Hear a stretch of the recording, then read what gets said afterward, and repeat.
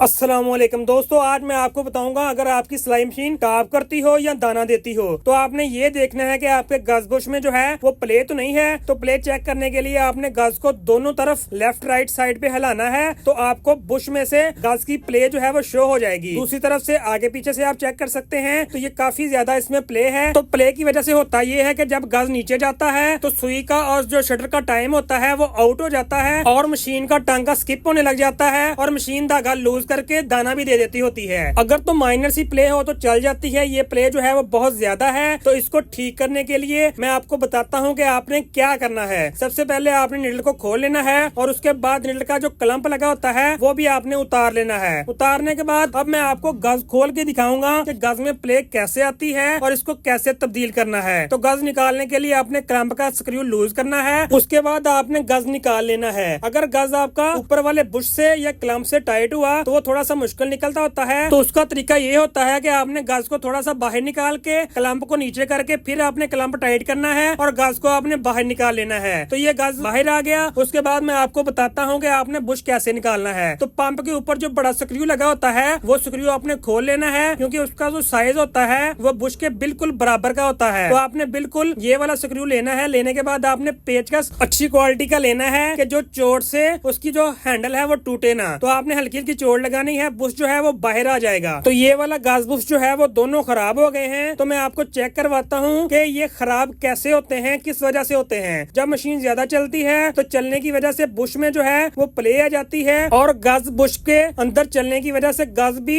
Size down कर देता होता है। तो ये देखें, इस वजह से मशीन जो है वो टॉप करती होती है। तो जब भी आपने नया गज बुश लेना है तो आपने कोशिश करनी है कि जो गज है वो लाइट वेट का हो ताकि आपकी मशीन जो है वो आवाज ना करे और अच्छी चले। तो इसलिए आपने लाइट वेट ही गज लेना है। उसके बाद जो आपने बुश लेना है वो भी अच्छी क्वालिटी के गन मेटल का लेना है। आपने मोस्टली जो बुश आ रहे हैं उनका साइज थोड़ा सा प्लस होता है, वो जो 555 मशीन होती है उस हिसाब से बना होता है। तो व्हाइट मशीन के लिए ये बुश जो है वो थोड़ा सा टाइट होता है। तो इसके लिए हमें क्या करना होगा, अगर तो आप इसकी सेटिंग जो है वो अच्छे तरीके से नहीं करते तो आपका बुश जो है वो खराब हो जाता है। तो आपने बुश का जो सही तरीका है वो मैं आपको बताता हूँ, आपने उसी तरीके से इसको फिट करना है। तो जब आपने बुश की फिटिंग करनी है तो आपने बुश को बॉडी में रख के चेक कर लेना है, थोड़ा सा दबा के कि बुश जो है वो ज्यादा टाइट तो नहीं है, ज्यादा जोर तो नहीं ले रहा। अगर जोर ले रहा तो आपने हरगिज ये बुश नहीं डालना, क्योंकि अगर आप ऐसा करेंगे तो बुश खराब हो जाएगा। आपने बुश को ग्राइंडर के साथ रगड़ लेना है और इस तरीके से रगड़ना है कि नीचे वाली साइड जो है वो ज्यादा रगड़ी जाए और ऊपर वाली साइड जो है वो थोड़ी सी कम। ये ना हो कि बुश जो है वो आपका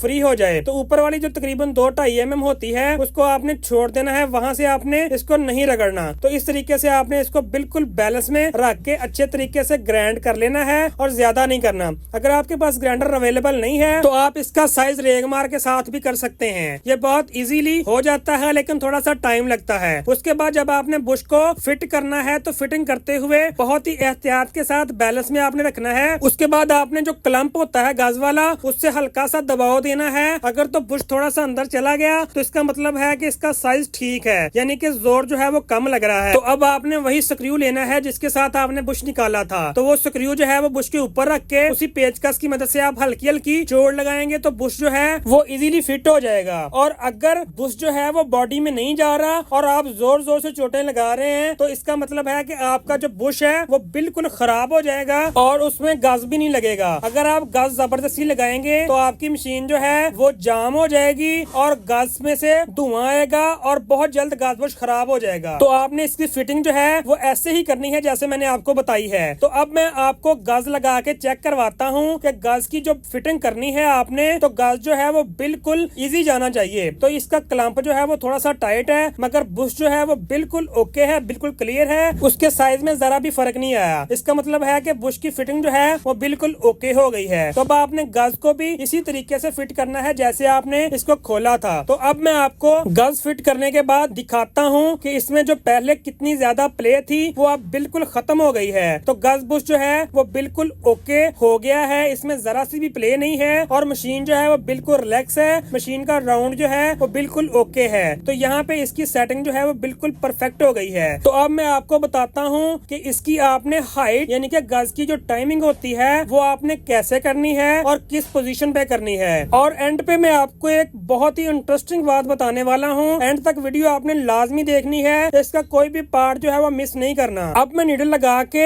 आपको गज की हाइट और गज की टाइमिंग बताता हूँ। नीडल लगाते हुए आप नीडल चेक कर लेनी है कि वो बिल्कुल ठीक हो और वो पूरी अपनी जगह पे फिट हो। तो नीडल हमने लगा ली। अब आप देख सकते हैं गज बुश में जरा सी भी प्ले नहीं है, ये बिल्कुल ओके है। जो लेफ्ट और राइट साइड पे प्ले थी वो अब बिल्कुल खत्म हो गई है और जो आगे पीछे को थी वो भी अब बिल्कुल ओके हो गई है। यहाँ पे जो सेटिंग इसकी है वो बिल्कुल ओके है। अब मैं आपको गज की हाइट बताता हूँ कि आपने कहाँ पे रखनी है। जब गज जो है वो फुल डाउन हो आपने क्लम्प लूज कर लेना है और लूज करने के बाद गज के ऊपर 4 छोटे छोटे कट नजर आएंगे आपको, और जो ऊपर से 3rd नंबर पे और नीचे से 2nd नंबर पे कट आएगा वहाँ पे आपने गज फुल डाउन करके क्लम्प को टाइट कर देना है। मजीद आपने इसकी सेटिंग चेक करने के लिए गज को फुल डाउन कर लेना है और नीचे कटोरी में से निडल का हाफ सुराख नजर आना चाहिए। तो ये होती है इसकी गज की हाइट और इसकी सेटिंग। गज बुश तब्दील करने के बाद आपने शटल की टाइमिंग भी एक बार देख लेनी है। उसके बाद मैं आपको बताता हूँ कि जो मैंने कहा था आपको कि एंड पे आपने वो लाजमी देखना है, तो वो आपने भूलना नहीं है, वो आपने याद से उसकी सेटिंग करनी है। तो आपने मशीन का हेड जो है वो ऊपर उठा लेना है। हेड उठाने के बाद आपने पंप में से जो नीचे स्क्रू खोला था वो आपने जरूर टाइट करना है। अगर वो आप स्क्रू टाइट नहीं करेंगे तो आपका पंप जो है वो खुल के खराब हो जाएगा। अगर आपको वीडियो अच्छी लगी तो लाइक कर दें और ऐसी ही वीडियोस देखने के लिए हमारे चैनल सब्सक्राइब कर दें और बेल आइकन के बटन को प्रेस कर दें ताकि आपको आने वाली वीडियो आसानी से मिल सके। अल्लाह हाफिज।